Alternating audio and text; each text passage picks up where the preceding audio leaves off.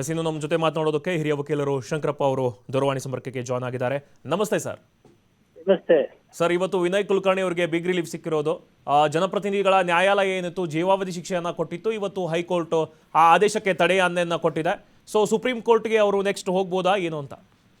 Supreme ಕೋರ್ಟ್ಗೆ ನೋಡಿ, ಅವ್ರಿಗೆ ಬೇಲ್ ಆಗಿದೆ.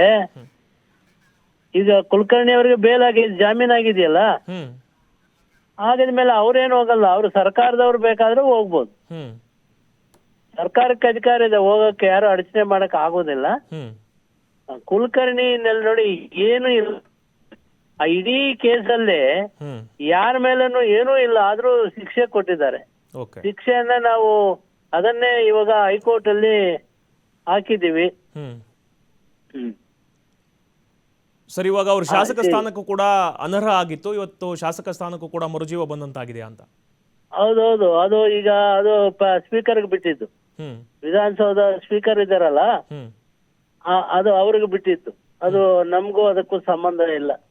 ಅದು ಕುಲಕರ್ಣಿ ಉಂಟು, ಸ್ಪೀಕರ್ ಉಂಟು. ಅಲ್ಲಿ ಅವರು ಅದನ್ನ ಏನ್ ಮಾಡ್ಬೇಕು ಅಂತ ಅವ್ರು ಅದನ್ನ ಪ್ರಯತ್ನ ಮಾಡ್ಕೊಳ್ತಾರೆ. ಅದಕ್ಕೆ ನಾವೇನು ಹೇಳಕ್.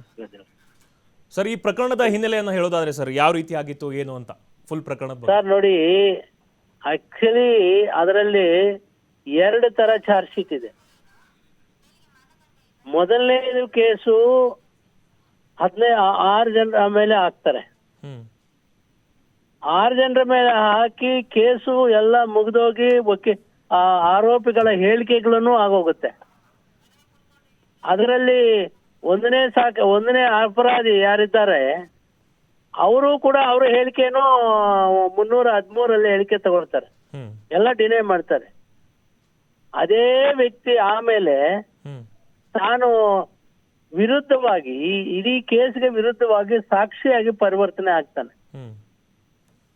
ಪರಿವರ್ತನೆ ಆಗಿ ಇಲ್ಲಿ ಅವ್ರದ್ದು ನ್ಯಾಯಾಲಯದಲ್ಲಿ ಅವರ 144(5) ಅಡಿಯಲ್ಲಿ ಅವರ ಹೇಳಿಕೆ ಬರ್ಕೊಳ್ತಾರೆ.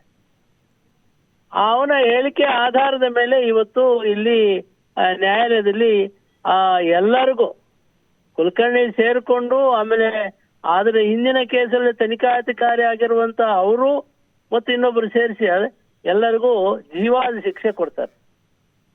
ನಿಜವಾಗ್ಲೂ ಇಲ್ಲಿ ಯಾರು ಕಣ್ಣಾರ ಕಂಡ ಸಾಕ್ಷಿ ಯಾರು ಇಲ್ಲ, ಏನ್ ಸ್ವಾಮಿ, ಯಾರು ಇಲ್ಲ. ಆದರೂ ಕೂಡ ಅವರು 1ರಿಂದ 6ನೇ ಅವರು ಆರೋಪಿಗಳು ಪ್ರಾಸಿಕ್ಯೂಷನ್ ಪರ ಅವರು ಹೊಡೆದಿದ್ದಾರೆ ಅಂತಾನೂ ಕೇಸಿಲ್ಲ. 2ನೇ ಚಾರ್ಜ್ ಶೀಟ್ 7ರಿಂದ 14ವರೆಗೂ ಅವರ ಪೈಕಿ ಯಾರು ಹೊಡೆದಿದ್ದಾರೆ ಅಂತ ಕೂಡ ಅದೂ ಇಲ್ಲ. 8ರಿಂದ 14ನೇ ಆರೋಪಿಗಳು ಅವರೆಲ್ಲ ಬ್ಯಾಂಗ್ಳೂರು ವಾಸಿಗಳು. ಅವರು ಆ ದಿನ ಅಲ್ಲಿ ಇದ್ರು ಅನ್ನೋದಕ್ಕೆ ಏನು ದಾಖಲಾತಿ ಇಲ್ಲ, ಅಥವಾ ಯಾರೋ ಕಂಡವರು ಇಲ್ಲ. ಅವರನ್ನ ಅರೆಸ್ಟ್ ಮಾಡಿ 3 ವರ್ಷದ ನಂತರ ಗುರುತುವಿಕೆ ಮಾಡಿದ್ದಾರೆ, ಐಡೆಂಟಿಫಿಕೇಶನ್ ಪರೇಡ್ ಮಾಡಿದ್ದಾರೆ ಜೈಲಿನಲ್ಲಿ. ಅಲ್ಲಿ ಐಡೆಂಟಿಫಿಕೇಶನ್ ಮಾಡಿದವರು ಯಾರೂ ಸಪೋರ್ಟ್ ಮಾಡಿಲ್ಲ. ಒಬ್ಬರು ಮಾಡಿದ್ದಾರೆ, ಅದರಲ್ಲೂ ಒಬ್ಬರನ್ನ ಗುರುತು ಮಾಡಿದ್ದಾರೆ.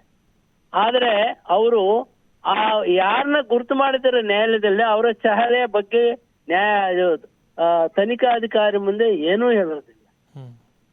ಇವೆಲ್ಲವೂ ಕೂಡ ಗೊತ್ತಿದ್ರು ಕೂಡ ಅದು ನ್ಯಾಯಾಧೀಶರ ಅವರ ಇಷ್ಟಕ್ಕೆ ಬಿಟ್ಟಿದ್ದು, ನಾವು ಹೇಳಕ್ ಆಗೋದಿಲ್ಲ. ಆದ್ರೆ ಶಿಕ್ಷೆ ಕೊಟ್ಟಿದ್ದಾರೆ, ಅದು ಶಿಕ್ಷೆ ಸರಿ ಇಲ್ಲ ಅಂತ ಹೇಳಿ ಅದನ್ನ ನಾವು ಹೈಕೋರ್ಟ್ ಅಲ್ಲಿ ಮೇಲ್ಮನವಿ ಸಲ್ಲಿಸಿದ್ದೀವಿ. ಸೊ ಈಗ ಕುಲಕರ್ಣಿ ಅವರಿಗೆ ಜಾಮೀನ್ ಆಗಿದೆ. ಸೊ ಅವರು ಜಾಮೀನನ್ನ ಅದನ್ನ ಬೇಕಾದ್ರೆ ಅದರ ವಿರುದ್ಧ ಅವರು ಸುಪ್ರೀಂ ಕೋರ್ಟ್ಗೆ ಹೋಗಿ ಅದನ್ನ ಮಾಡ್ಬೋದು, ಅಧಿಕಾರ ಇದೆ, ಸರ್ಕಾರಕ್ಕೆ ಅಧಿಕಾರ ಇದೆ.